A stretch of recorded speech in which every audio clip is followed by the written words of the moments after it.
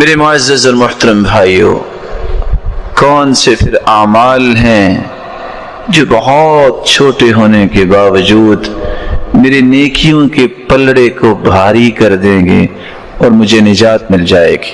اس سے پہلے یہ سمجھیے کہ وقت آنے والا ہے، اللہ کی طرف سے ایک ترازو لگایا جائے گا، اتنا بڑا ترازو، اتنا بڑا ترازو، لو وضعت السماوات والارض ومن فيهن في كفة لوسعتهن، ساتوں آسمان اور ساتوں زمینیں اگر ایک پلڑے میں قیامت کے دن رکھ دیے جائیں گے تو ایک پلڑا بھی بھرے گا نہیں، اتنا بڑا ترازو۔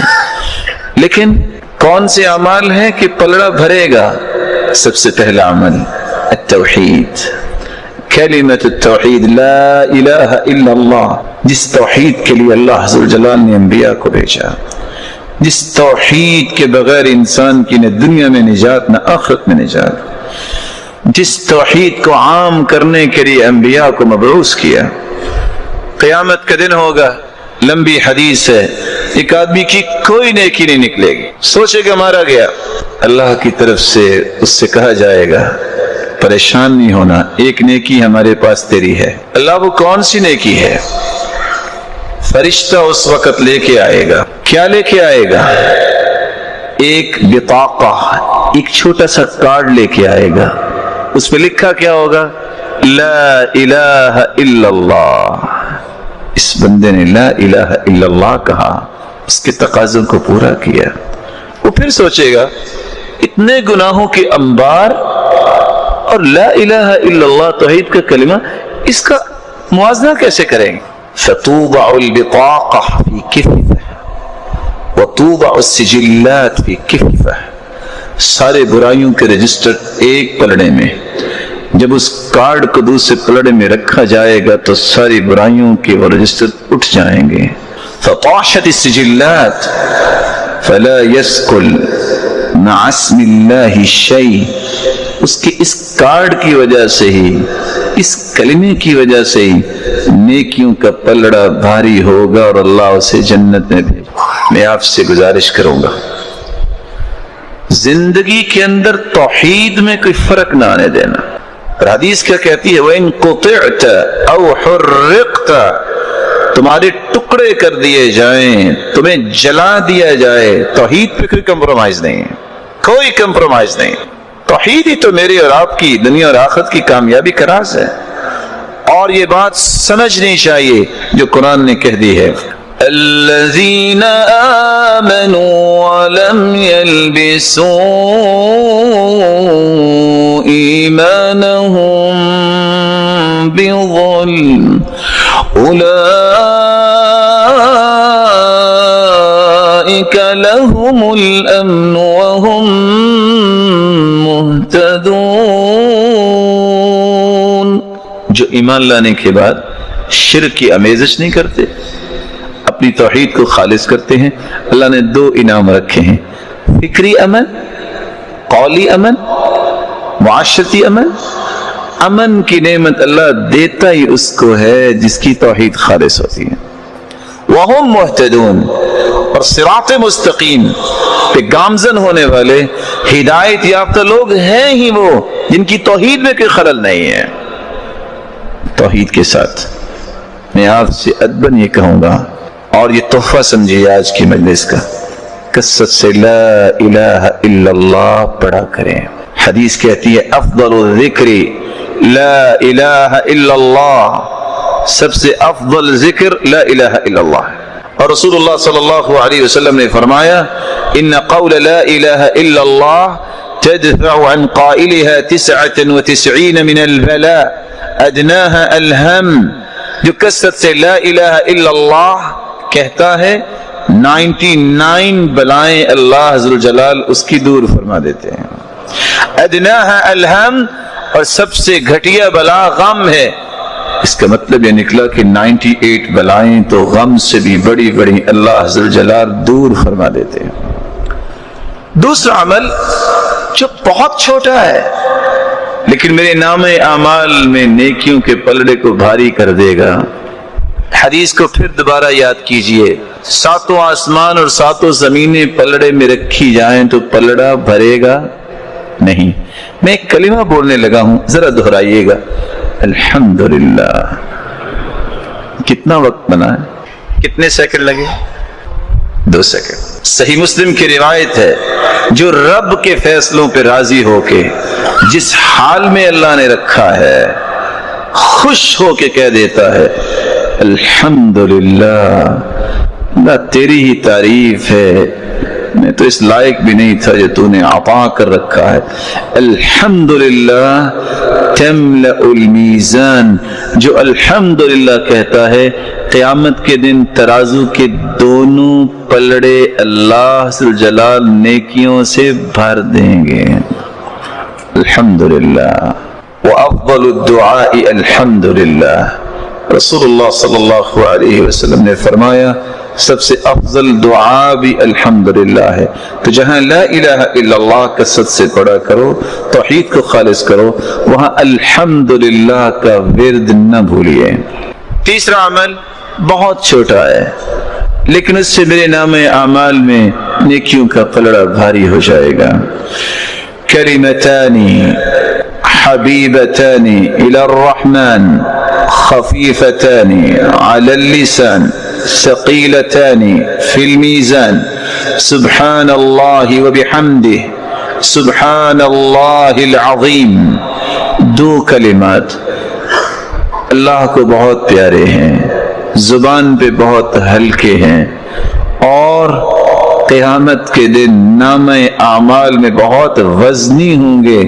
کون سے کلمات ہیں؟ سبحان اللہ وبحمدہ سبحان اللہ العظیم، کثرت سے پڑھا کریں۔ اللہ کے رسول نے فرما دیا، اور صحیح بخاری کی روایت ہے، اللہ کا ذکر یہ انسان کے نام اعمال کو نیکیوں سے بھر دے گا اور دنیا میں بھی سکون ملے گا۔ الذین آمنوا وتطمئن قلوبهم بذکر اللہ الا بذکر اللہ تطمئن القلوب۔ اللہ نے ایک انسان کے دل میں سکون رکھا ہے تو اللہ کے ذکر سے ممکن ہے۔ سبحان اللہ وبحمدہ سبحان اللہ العظیم اگر لمبا ہے آپ اس کو چھوٹا کر سکتے ہو۔ دوسری روایت کے الفاظ یہ بھی ہیں، من قال سبحان اللہ وبحمدہ 100 مرہ حطت عنہ خطاياه وان كانت مثل زبد البحر۔ جو شخص 100 مرتبہ یہ کہہ دے سبحان اللہ وبحمدہ، 100 مرتبہ کہہ دے، اللہ ذو الجلال سمندر کی جھاگ جتنے بھی گناہ ہوں تو اللہ انہیں معاف کر دیتے ہیں۔ چوتھا عمل، رسول اللہ صلی اللہ علیہ وسلم نے فرمایا اثقل شیء فی المیزان الخلق الحسن۔ حسن اخلاق قیامت کے دن سب سے بھاری عمل ہوگا جو انسان کے نام اعمال میں سب سے وزنی ہوگا۔ حسن اخلاق سے مراد نرم گفتگو، اچھی گفتگو، عدل و انصاف کی گفتگو، بلکہ 3 لفظوں پہ غور کیجئے، طلب الحلال، اجتناب المحارم، والتوسعة على العيال۔ اخلاق یہ ہے حلال کی تلاش کرو، حرام سے بچ جاؤ، اور گھر والوں پہ وسعت کرو۔ اللہ کے رسول صلی اللہ علیہ وسلم نے اس لیے فرمایا ان من احبکم الی واقربکم منی مجلسا یوم القیامہ احاسنکم اخلاقا۔ سب سے پیارا وہ ہوگا، سب سے قریب میرے وہ ہوگا قیامت کے دن جس کا اخلاق اچھا ہے۔ جو شخص حرام کھاتا ہے، جو شخص حلال کی طلب نہیں کرتا، اس کا اخلاق کیا ہے؟ یہ میں بات کیوں کہہ رہا ہوں؟ آج کسی کا چکر یورپ میں لگ جائے، جو ہی اپنے ملک میں لینڈنگ ہوتی ہے تو طائفوں کے پل باندھتا ہے۔ امریکہ اور کینیڈا میں بہت اخلاق ہے۔ کون سا اخلاق؟ سود کھانے والے کا اخلاق ہے؟ حرام کو اپنی زندگی کا مشن بنانے والا اس کا اخلاق ہے؟ ان کی ضرورت ہے کہ کس طرح لوگوں کو اپنے ساتھ ملاتے ہیں۔ مسلمان کا مشن اتنا سستا نہیں ہوتا کہ چند باتوں کو دیکھ کے وہ اپنا مشن بدل لے۔ اور یہ بات بھی حقیقت ہے، یہ مسلمانوں کا مزاج ہونا چاہیے، اخلاق، جو اگر کافر بھی لے لے گا تو دنیا میں اس کو بدلہ تو ملتا ہے اس کو بھی، ہاں آخرت میں کچھ نہیں ملے گا، کیونکہ اس نے اللہ اور اس کے رسول پر ایمان کی وہ حقیقت کو سمجھا نہیں اور محمد مصطفیٰ پہ ایمان لایا نہیں ہے۔ تو چوتھا عمل، جس سے بہت چھوٹا عمل، جس سے میرے نام اعمال میں نیکیوں کا وزن بھاری ہوگا اور مجھے جنت ملے گی۔ پانچواں عمل، رسول اللہ صلی اللہ علیہ وسلم نے فرمایا بخن لخمس ما اسقلهن في الميزان لا الہ الا اللہ وسبحان اللہ والحمد للہ واللہ اکبر۔ بہت بڑی کامیابی، بہت بڑی کامیابی اس کے لیے جس کے اندر 5 چیزیں آ گئیں، اور اتنے بھاری عمل ہیں یہ اللہ کے ہاں قیامت کے دن میزان میں کہ اس کے بارے میں کچھ بتایا ہی نہیں اللہ کے رسول نے۔ وہ 5 چیزیں کون سی ہیں؟ لا الہ الا اللہ، سبحان اللہ، والحمد للہ، واللہ اکبر، 4 چیزیں، اور 5ویں والولد الصالح یتوفى للمرء المسلم فيحتسب، جس کا نیک بیٹا فوت ہو جائے اور اجر کی امید پر وہ صبر کرتا ہے، اتنا بڑا یہ عمل ہے کہ قیامت کے دن اس کی نیکیوں کا پلڑا بھاری ہوگا اور یہ جنت میں چلا جائے گا۔ چھٹا عمل جس کو آج ہم وقت نہیں دیتے، کاش مجھے اور آپ کو یہ بات سمجھ آ جائے، مسلمانوں کو اگر میں خوشی نہیں دے سکتا تو غم تو نہ دوں، میں اگر مسلمانوں کی خیر خواہی اور ہمدردی تو نہیں کر سکتا تو ان کو تکلیف تو نہ دوں۔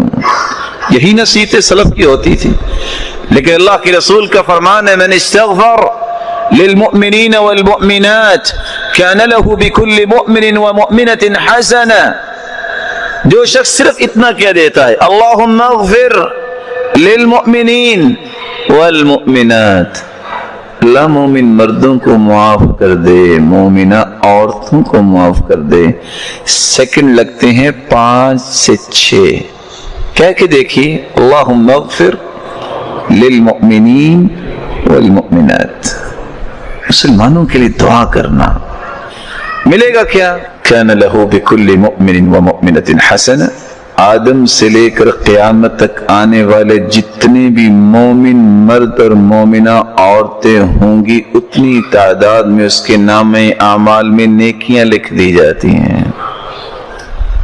دعا کیا کریں، اپنے لیے بھی، مومن بھائیوں کے لیے بھی، مومنہ عورتوں کے لیے بھی، تاکہ اس دعا کے نتیجے میں ان کی بھی خیر خواہی ہو اور فرشتے آپ کے لیے دعا کریں گے۔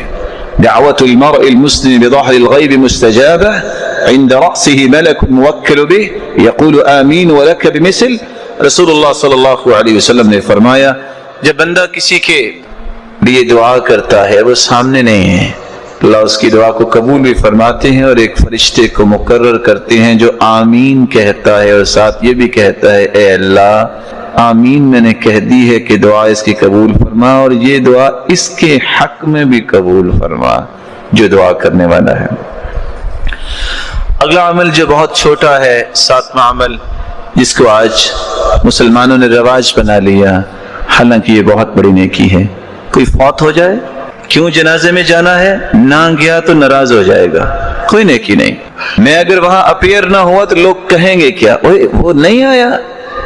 نہیں میرے بھائی، نیت کو خالص کرو، اس نیت سے جنازہ پڑھنے جاؤ، اللہ کے رسول کے فرمان کو سوچو، حدیث کے الفاظ ہیں جو شخص من شہید الجنازہ فلہ قراط، جو جنازہ پڑھتا ہے احد پہاڑ جتنی نیکیاں اس کے نام اعمال میں قیامت کو آ جائیں گی۔ کوئی بتا سکتا ہے کہ احد پہاڑ کا وزن کتنا ہے؟ اور جو دفنا کیا آتا ہے اللہ عز و جلال اسے 2 احد پہاڑ جتنی نیکیاں عطا کرتے ہیں۔ اس لیے جنازہ پڑھنے کی نیت کر کے جایا کرو کہ اللہ میں صرف تیری رضا کے لیے جا رہا ہوں، مجھے اجر چاہیے، مجھے ثواب چاہیے، اللہ تیری رضا چاہیے، لوگوں کی رضا نہیں چاہیے۔ 8واں عمل جو آپ بہت چھوٹا عمل ہے لیکن آپ کے نام اعمال میں بہت بھاری نیکی بنے گی، من تصدق بعدل تمرہ جو شخص کھجور کے برابر صدقہ کرتا ہے، کوئی بھائی بتائے گا کہ ایک کھجور کتنے کی آتی ہے؟ ایک کھجور اگر خریدنی ہو تو کتنے کی آئے گی؟ بھائی کہہ رہے ہیں فری میں مل جائے گی، اللہ آپ کو فری میں ہی جنت دے دے۔ پھر بھی کتنے کی آئے گی ایک؟ میرے پیارے بھائی وہ سونے کی کھجور ہے 10 ریال کی، اچھا 9 ریال کی، 9 ریال۔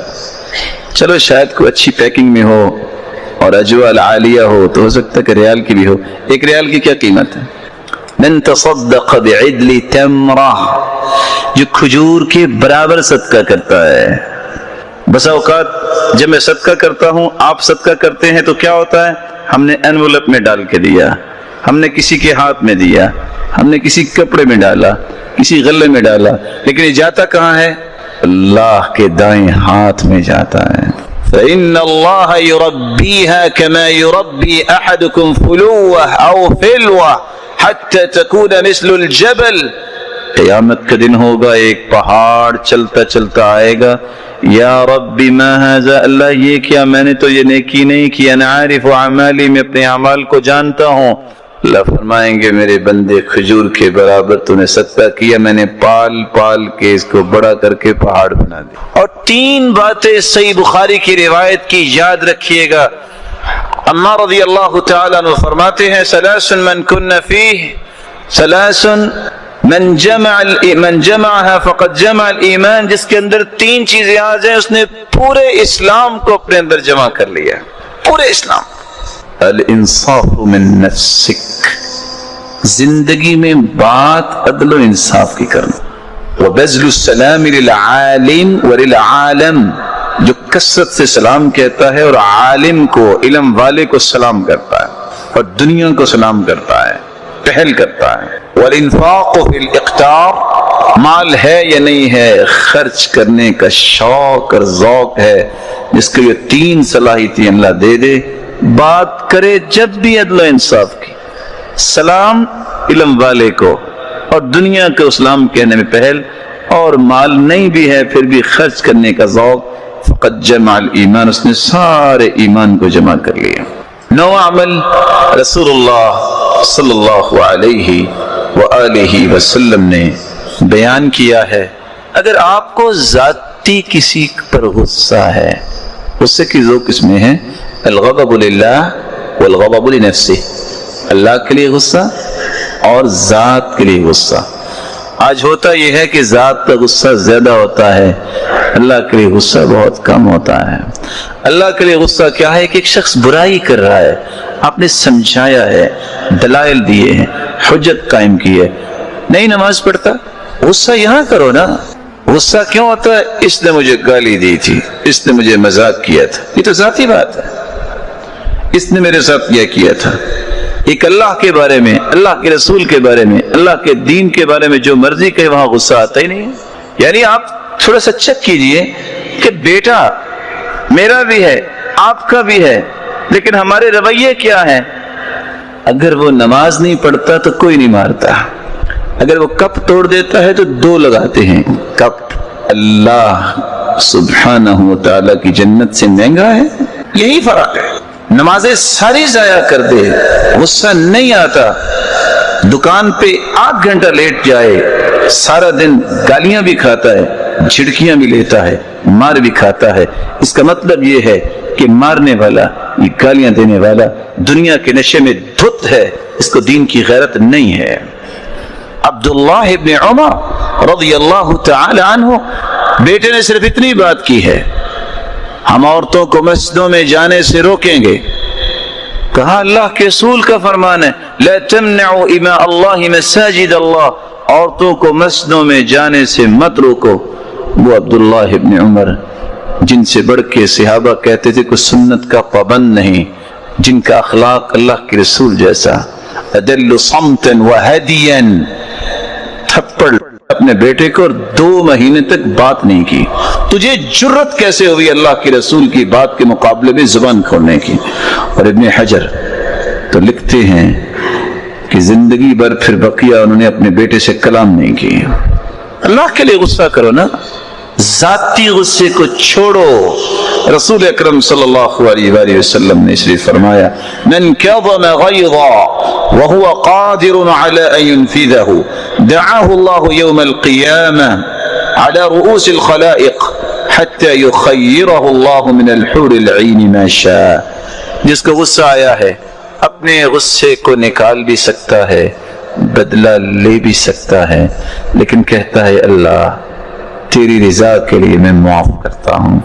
اللہ عز و جلال نے وہاں اپنے پیغمبر سے وزن کی بات ہی نہیں کروائی، سیدھی بات کر دی کہ اس کو جنت میں بھجوا کے اللہ فرمائیں گے کیا چاہتے ہو تم مانگو میں عطا کرتا ہوں. آخری عمل، 10واں عمل جو مجھے اور آپ کو کرنا ہے، رسول اللہ صلی اللہ علیہ وآلہ وسلم کے اس دین کی دعوت کو عام کرنا. ان باتوں کو یاد کیا کریں، ان باتوں کو سمجھ کے اپنے گھر والوں تک پہنچایا کریں، اپنے دوستوں تک پہنچایا کریں. ہو سکتا ہے کہ میری زبان میں وہ تاثیر نہ ہو، اللہ آپ کو اور تاثیر دے اور آپ کی وجہ سے دنیا میں دین اور زیادہ پھیلے. عبداللہ بن عباس یہی کہا کرتے تھے جب کسی نے پوچھا کہ آپ کو چھوٹی عمر میں اتنا مقام اللہ نے کیسے دیا، تو مسکرا کے کہتے ہیں پہلی بات اللہ کی رحمت، دوسری بات اللہ کے رسول کی دعا اللہم علم التأویل فقہ فی الدین، تیسری بات جب میں پڑھانے بیٹھتا ہوں میں دعا کرتا ہوں یا اللہ مجھ سے پڑھنے والوں کو مجھ سے بھی بڑا عالم بنا. میں بھی آپ سے گزارش کروں گا، ہو سکتا ہے جو نیکی آپ سن رہے ہیں سنانے والے کی بات میں اتنی طاقت یا وزن نہ ہو جتنا اللہ آپ کی زبان پہ پیدا کر دے. اپنے رشتہ داروں کو، اپنے دوستوں کو، اپنے تعلق والوں کو اور اپنی کانٹینٹ میں جتنے ہیں ان کو یہ نیکی کی باتیں پہنچایا کرو. ملے گا کیا؟ من دل علی خیر فلہ اجر مثل فاعلی. آپ ایک پیغام دیتے ہیں کسی کو، اگر زندگی جب تک ہے لاکھوں کروڑوں لوگ اس بات کو سن کے عمل کرتے ہیں، سب کو برابر کا اجر تو ملے گا، لیکن ان سب کے برابر آپ کو اللہ سبحانہ و تعالی اکیلے کو اجر عطا کریں گے. آپ اگر دین کے لیے نکلے ہیں اور دین کے لیے نکلتے وقت آپ کے جوتے پہ گرد تو پڑی ہوگی، آپ کے لباس پہ بھی گرد پڑی ہوگی. حدیث کے الفاظ ہیں جو بندہ باوضو ہو کے مسجد آتا ہے دو مقصد لے کے، لا يريد فيه الا ان يتعلم خيرا او يعلمه، سیکھنے کی غرض سے یا سکھانے کی غرض سے. حالانکہ گھر سے وضو کیا ہے، اپنے پڑوس میں مسجد میں آیا ہے، روایت کے الفاظ ہیں اجرہ کاجر الحاج المحرم، اس کو اجر اتنا ہی ملتا ہے کہ جتنا ایک حاجی احرام باندھ کے حج کرنے جا رہا ہے. کتنے لوگ پریشان ہوتے ہیں کہ میں حج نہیں کر سکا. اگر یہ عمل انسان جاری کرے دن میں 5 حج اس کا اجر لے سکتا ہے، اور ہفتے میں کتنے ہوں گے؟ 35 حج، اور مہینے میں کتنے ہوں گے؟ 150 حج. صحیح ترغیب کی روایت ہے. اور یہی شخص گھر سے باہر نکلے، گرد پڑتی ہے لباس پہ جوتے پہ، اصابہ مسکن یوم القیامہ، جتنی گرد اس پہ پڑتی ہے رب تعالی اتنی جنت میں کستوری عطا کر دیتے ہیں. من سلک طریقا یلتمس فیہ علما سہل اللہ لہ بہ طریقا الی الجنہ، جو اس راستے پہ نکلتا ہے کہ میں نے سیکھنا اور سکھانا ہے، اللہ اس کے لیے جنت کا راستہ آسان کر دیتے ہیں. ان الملائکۃ لتضع اجنحتها رضا بما يطلب لطالب العلم رضا بما يطلب. یہ قدم پہلا باہر رکھتا ہے، یہ بھی انسان ہے جو سیکھنے اور سکھانے کے لیے نکلتا ہے، دین کی دعوت کے لیے نکلتا ہے. اللہ کے نورانی فرشتے اس کے لیے پر بچھا دیتے ہیں. اور اللہ کے رسول صلی اللہ علیہ وسلم نے فرمایا تھا لَتَأْمُرُنَّ بِالْمَعْرُوفِ وَلَتَنْهَوُنَّ عَنِ الْمُنْكَرِ، تم نیکی کا حکم کیا کرو، برائی سے منع کیا کرو. اگر یہ کام نہیں کرو گے یوشک ان یعمہم اللہ بعقاب من عنده، اللہ سبحانہ و تعالی تم سب کو اس عذاب میں مبتلا کریں گے. ثم لتدعنہ فلا يستجاب لکم، پھر تم دعائیں بھی کرو گے اللہ تمہاری دعاؤں کو قبول نہیں کریں گے. میں آپ سے گزارش کروں گا، آخر تو آپ ویکنڈ پہ کسی کو ملنے جاتے ہو، کوئی آپ کے پاس آتا ہے، بھلا زندگی کا مقصد صرف کھانا پینا رہ گیا ہے؟ بیٹھو، کھاؤ بھی، پیو بھی، ملو بھی. آپ کیوں نہیں اس وقت کہتے میرے بھائی آپ پسند فرمائیں گے میں آپ کو 2 حدیثیں سنا دوں؟ میرے بھائی ہم کو دین کی بات نہ کر رہے ہیں۔ صحابہ جو عدول ہیں، جنتی ہیں، ایک دوسرے کو ملتے تو کہتے تعال تعال نؤمن ساعہ، آؤ ذرا بیٹھو ایمان تازہ کر لیں۔ مجھے اور آپ کو ایمان تازہ کرنے کی ضرورت نہیں ہے، مزاج بناؤ، عادت بناؤ، میں نے خیر کی بات سننی ہے اور سنانی ہے۔ لَأَن يَهْدِيَ اللَّهُ بِكَ رَجُلًا وَاحِدًا خَيْرٌ لَكَ مِنْ حُمُرِ النَّعَمِ، ایک بندے کی ہدایت اگر آپ کے ہاتھ سے ہو گئی تو یاد رکھنا یہ سرخ اونٹوں سے بھی زیادہ قیمتی ہے۔ اللہ عز جلال مجھے اور آپ کو اس بات کی توفیق عطا فرمائے، اور اللہ عز جلال ہمیں نیکیاں کرنے کی توفیق عطا فرمائے۔ مالک الملک ہمیں برائیوں سے بچائے، ہم بہت خطا کار ہیں، اللہ ہمارے گناہوں کو معاف فرما دے، لغزشوں سے درگزر فرمائے، اور اللہ عز جلال جتنے یہ روشن چہرے سن رہے ہیں مولا کریم ان پہ جہنم کی آگ حرام کر دے۔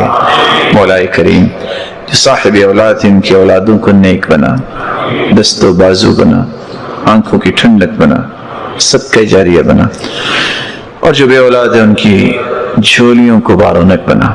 اے اللہ جو صاحب مال ہیں ان کے مال میں برکت فرما۔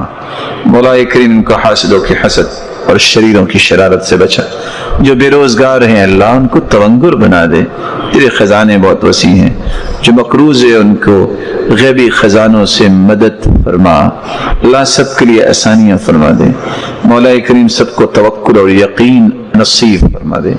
مولا کریم جس طرح تیرے گھر میں جمع ہیں سب کو والدین، اولادوں، رشتہ داروں کے ساتھ جنت الفردوس میں اپنے محبوب کی رفاقت نصیب فرما اور اپنے دیدار کا مستحق بنا۔ وآخر دعوانا ان الحمد للہ۔ اعوذ باللہ من الشیطان الرجیم، بسم اللہ الرحمن الرحیم، رب اشرح لی صدری ویسر لی امری واحلل عقدۃ من لسانی یفقہوا قولی۔ کیا یہاں لکھا ہوا تھا حدیث میں کہ 100 دفعہ پڑھنی ہے آپ نے تصویر؟ نہیں لکھا ہوا تھا۔ آپ کم سے کم 1 دفعہ تو پڑھیں، 3 دفعہ پڑھ لیں، 7 دفعہ پڑھ لیں۔ کیا آپ کے دن کے اوقات میں کوئی ایسا وقت ہے کہ جس میں آپ کم از کم 7 دفعہ یا چلے 3 دفعہ ہی دیتی، 3 دفعہ یہ تصویر پڑھ لیں؟ ٹھیک ہے نا؟ بس وہ ٹائم اپنا نوٹ کرے کہ کسی نماز کے بعد ہو سکتا ہے، کسی کھانے کے بعد ہو سکتا ہے، سوتے وقت ہو سکتا ہے، جاگنے کے بعد، واک کے دوران ہو سکتا ہے، ٹریول کرتے ہوئے ہو سکتا ہے، کوکنگ کرتے ہوئے ہو سکتا ہے، لیکن وہ روزانہ کا وہی وقت ہونا چاہیے۔ یہ سنت سے ثابت نہیں کہ میں آپ کو بتاؤں عصر کے وقت یہ کرے، نہیں، عصر کے بعد کی تصویر وہ بتا دی گئی سبحان اللہ و بحمدہ والی، کچھ اور بھی ہیں۔ تو آپ اپنے لیے جو آپ کو وقت مقرر کریں، اور یہ وقت کی پابندی کیوں ہے؟ تاکہ ہم اس کو کرتے رہیں، اور تھوڑا تھوڑا بھی کریں گے تو قیامت کے دن جب ہماری کتاب عمل ہمیں دکھائی جائے گی تو اس میں یہ تسبیحات ہوں گی تو اس سے آپ کا دل خوش ہو جائے گا۔ مثلا میں نے اپنے لیے فجر کی نماز کے بعد میں نے اپنے کچھ اور یا دعائیں کہہ لیں اس کے ساتھ اس کو باندھا ہوا، لازماً اس کو پڑھنا ہے، اور الحمدللہ اس کا فائدہ ہوتا ہے مجھے۔ کل سے کچھ لوگوں نے جو فیڈ بیک مجھے ڈائریکٹ دی اس میں الحمدللہ 3 لوگ ایسے تھے جنہوں نے اپنی بیماری کا ذکر کیا، جیسے سر درد یا کچھ اور پھر کہا کہ میں نے جب یہ تسبیح مسلسل پڑھنی شروع کی اور اس کے بعد میری بیماری غائب تھی، اور مجھے حیران کن انکشاف ہوا۔ اگر ایک بندہ کہتا تو میں کہتی چلے اس کا ایکسپیرینس ہے، جب ایک بات 3 بندے کہہ رہے ہیں تو اس کا مطلب ہے کہ پھر کچھ ہے صحیح اس میں۔ اور ویسے بھی جو فضیلت اس کی بتائی گئی اس میں کیا کیا باتیں تھیں۔ نمبر 1، جو شخص مال خرچ کرنے سے بخل کرے۔ نمبر 2، دشمن سے لڑنے سے خوف کھائے، رات کے اندھیرے سے ڈرے کہ رات میں مشقت اور اندھیرے سے۔ تو یہ تینوں ہی چیزیں کسی نہ کسی درجے پہ ہمارے ساتھ ہیں نا، کہیں نہ کہیں تو ہیں۔ پھر تو ہمارا علاج ہے یہ تسبیح، ان تینوں کمزوریوں کا علاج ہے یہ تسبیح۔ تو انشاءاللہ اگر آپ اس کو ریگولرلی پڑھیں گے تو آپ کو فائدہ ہوگا، اور یقین کے ساتھ پڑھیں گے، اور سبحانہ کہتے ہوئے کیا سوچیں گے؟ اسبح، دل میں زبان سے تو سبحانہ ہی کہیں گے، اسبح اللہ سبحانہ، جیسے اللہ کی تسبیح کی جانی چاہیے ویسی تسبیح کرتے ہیں۔ الحمدللہ کہتے ہوئے کیا سوچیں گے؟ محبت کے ساتھ اللہ کی تعریف کریں گے۔ اچھا، کون سی تعریف؟ اللہ کے تو بہت خوبصورت نام ہے، افعال ہیں، وہ کس بات پہ تعریف؟ میں اس کو اس طرح لیتی ہوں کہ جس سچویشن میں ہوتی ہوں نا اس سچویشن کے اندر جو مجھے خیر نظر آ رہی ہوتی، چاہے وہ تکلیف کی حالت کیوں نہ ہو، اس کے اندر جو خیر نظر آ رہی ہے اس پہ میں پھر دل سے کہتے الحمدللہ. اور اگر آپ اپنے دماغ کو اس کام پہ لگا دینا کہ وہ ذرا خیر کی باتیں چننے لگے، نعمتیں گننے لگے، تو پھر آپ انشاءاللہ محبت سے ہی حمد کریں گے اللہ کی. اور آج ہم پڑھیں گے واللہ اکبر. ٹھیک ہے، تو انشاءاللہ شروع کرتے ہیں. سب مل کے یہ تسبیح ایک دفعہ پڑھے. پاک ہے اللہ اور سب تعریف اللہ ہی کے لیے ہے، اور اللہ کے سوا کوئی معبود نہیں، اور اللہ سب سے بڑا ہے. واللہ اکبر، یعنی اس میں یہ اقرار کیا جا رہا ہے کہ اللہ سب سے بڑا ہے، اور ہم اللہ کی تسبیح بیان کرنے، حمد بیان کرنے سے قاصر ہیں. ہم حق ادا ہی نہیں کر سکتے کیونکہ وہ بڑی عظمت والا ہے، بڑی شان والا ہے، یعنی ہم اس کا ادراک ہی نہیں کر سکتے وہ کتنا بڑا ہے. آپ میں سے کوئی بتا سکتا ہے اللہ کتنا بڑا ہے؟ نہیں بتا سکتے نا، کیونکہ ہمارے پاس کوئی پیمانہ ہی نہیں ہے. وہ پیمانوں سے بھی بالا ہے. بس ہمارا یہ عقیدہ ہے، ہمارا یہ یقین ہے کہ وہ سب سے بڑا ہے. آپ دیکھیے کہ اللہ سبحانہ تعالیٰ کی عظمت کو محسوس کرنے کے لیے اللہ کا کلام قرآن مجید تو ہے ہی، لیکن اللہ تعالیٰ کی کائنات میں غور و فکر جو ہے اور اس کی پیدا کی ہوئی بڑی بڑی اور حیران کن چیزوں میں جب انسان غور کرتا ہے تو اس سے بھی اللہ تعالیٰ کی ایک عجب طرح کی عظمت دل میں آتی ہے. انسان کو اللہ کی بڑائی کا احساس ہوتا ہے. ہماری زمین کس نظام کے اندر ہے؟ اسے کیا کہتے ہیں؟ نظام شمسی یا سولر سسٹم. کہا جاتا ہے کہ تقریباً 400 ارب کے قریب نظام شمسی ہیں. ٹھیک ہے، اور ہماری جو کہکشاں ہے جس میں یہ نظام شمسی ہے یہ ایک اوسط درجے کی ہے، درمیانے درجے کی ہے، بہت بڑی نہیں، اس سے بڑی کہکشائیں بھی ہیں. اور آپ دیکھیے کہ ہماری کہکشاں سے جو قریب ترین کہکشاں ہے اس میں تقریباً 1000 ارب سورج، ایک کہکشاں کے اندر صرف 1 ارب نہیں 1000 ارب سورج پائے جاتے ہیں. شمس سورج کو کہتا ہے. نظام شمسی کا مطلب ہے کہ آپ کو جو سورج نظر آتا ہے اس سورج کے ارد گرد کچھ سیارے گھوم رہے ہیں. ان میں سے ایک چھوٹا سا سیارہ جو ہے بلو ڈاٹ وہ کیا ہے؟ زمین ہے آپ کی، جس پر آپ رہتے ہیں. اور یہ کتنی بڑی ہے؟ گھوم پھر کے دیکھ لی ساری؟ ہم میں سے کسی نے بھی نہیں دیکھی. تو آپ دیکھیے کہ اگر ہماری زمین اتنی بڑی ہے اور پھر جس سورج کے گرد یہ گھوم رہی ہے وہ اتنا بڑا ہے، وہ اس سے کئی لاکھ گنا بڑا ہے، اور پھر ہماری کہکشاں کے اندر بہت سے سورج ہیں، اور جو ہماری قریبی ہمسایہ کہکشاں ہے اس کے اندر 1000 ارب سورج ہیں. آپ سوچئے کہ ان کے ارد گرد پھر کتنے سیارے ہوں گے. کچھ امیجنیشن میں آ رہا ہے؟ دماغ میں سما سکتا ہے؟ پھر آپ دیکھیے کہ جو یہ 7 والی کہکشاں میں سورج ہیں، سائنسدان کہتے ہیں کہ وہ ہمارے سورج سے دگنے یا تگنے حجم کے ہیں، اس سے بڑے ہیں وہ. اور پھر ایسی کہکشاؤں کا مجموعہ ایک لوکل گروپ کہلاتا ہے. اور اب تک کی معلومات کے مطابق ہم جس لوکل گروپ میں ہیں اس میں 54 کہکشائیں دریافت ہو چکی ہیں. اور پھر جیسے لوکل گروپ بنتے ہیں کہکشاؤں کے، ان سے مل کر کلسٹر بنتے ہیں. ہمارا لوکل گروپ ورگو کلسٹر کا حصہ ہے جو 100 لوکل گروپس پر مشتمل ہے. اور پھر 2014 میں سائنسدانوں نے اعلان کیا کہ ہمارا ورگو کلسٹر بھی ایک سپر کلسٹر کا چھوٹا سا حصہ ہے. ٹھیک ہے. اور پھر 2015 کی تحقیق کے مطابق، ابھی تو اور بھی آگے بہت کچھ ہو گیا ہوگا، قابل مشاہدہ یعنی کہ انسان دیکھ پائے جس کائنات کو، اس میں تقریباً 1 کروڑ سپر کلسٹر موجود ہو سکتے ہیں. اور یہ 10 سال پہلے کی ریسرچ ہے. اب آپ خود سوچیں جس رب نے یہ سب کچھ بنایا ہے وہ رب کتنا بڑا ہوگا. اور وہ صرف بنا کے فارغ نہیں ہو گیا بلکہ وہ کیا کر رہا ہے؟ ان سب کا مالک بھی ہے اور ان سب کا مدبر بھی ہے، خالق بھی ہے. ان کا اون وہی کرتا ہے. آپ میں سے کوئی ہے کسی سورج کا مالک؟ تو بتائے ذرا مجھے. آج تک دنیا میں کسی نے کہا کہ وہ ایکچولی زمین پر تو مجھے پلاٹ لینے کی ضرورت نہیں تھی کیونکہ وہ فلاں سورج جو وہ میں نے لے لیا ہے، وہ خرید لیا ہے اور میں وہاں جانے کی تیاری کر رہی ہوں. ذرا دیکھیں تو صحیح، جانا تو دور کی بات، ہم تو اتنے عاجز ہیں کہ نیکڈ آئی سے دیکھ بھی نہیں سکتے اس کو. آپ خود سوچئے، یہ تو بس ایک چیز ہے نا جو آسمان و خلا میں بنی ہوئی ہے، اور یہ سما دنیا ہے یہ آپ کا. اس سے اگلا جو آسمان ہے وہ اس سے ایک روایت کے مطابق 500 سال کے فاصلے پر. وہاں کیا کچھ ہوگا، پھر اس سے آگے کیا ہوگا، پھر اس سے آگے کیا ہوگا، پھر اس سے آگے. کبھی کبھی جب میرے موت کا خیال آتا ہے نا اور روح کی پرواز کا خیال آتا ہے، وہ فرشتے اوپر لے کے جائیں گے، میں سوچتی ہوں پتہ نہیں اس وقت میں اللہ کی قدرت دیکھ سکوں گی یا نہیں، پتہ نہیں کیا حال ہوگا. تو مومن کے لیے تو دروازے کھلتے جاتے ہیں نا، لیکن جو کافر ہوتا ہے، مشرک ہوتا ہے، اس کے لیے آسمانوں کے دروازے نہیں کھلتے، اس کی روح تو واپس پٹکھائی جاتی، چیتڑے اڑ جاتے ہیں اس کے۔ تو جس رب کے ہم بندے ہیں نا، وہ رب بہت عظیم ہے، بہت بڑا ہے۔ یعنی یہ لفظ بھی اللہ اکبر، اللہ سب سے بڑا ہے، یہ اتنا بڑا لفظ ہے کہ جس کو اٹھانا یا جس کو بولنا بھی ایک معنی رکھتا ہے۔ اور پھر آپ دیکھیے کہ اللہ سبحانہ تعالیٰ کی دیگر مخلوقات اور تخلیقات اور سمندر کی تخلیق، آپ صرف اپنے پلانٹ کے اندر دیکھ لیں، پرندوں کی قسمیں دیکھ لیں اور ان کے کام، اور وہ کس لیے پیدا ہوئے ہیں اور وہ کیا کرتے ہیں، اور یہ چھوٹے موٹے کیڑے مکوڑے جو زمین پر ہوتے ہیں ان کی قسمیں اور ان کی تعداد، یعنی ایک ایک چیز کی۔ جب آپ کہتے ہیں نا سبحان اللہ وبحمدہ عدد خلقہ، عدد خلقہ، تو عدد آپ کو معلوم ہے؟ نہیں۔